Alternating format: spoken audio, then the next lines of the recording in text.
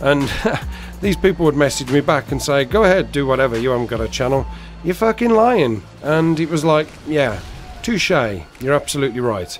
The difference now is that I do have a YouTube channel, and I have 22,000 great subscribers who make up the Ap0col army.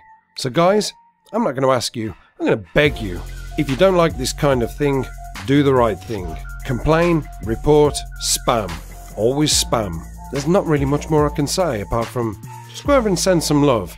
A nice little bunch of flowers in a message saying, you've been apocalypsed. I'll see you later, guys. Apocalypse done. Tryhards always raging, then they get to fussing. They always rage quit, and then they start cussing. I'm trolling online, but I ain't saying nothing. Cause if I'm in your game, then I'm booster busting.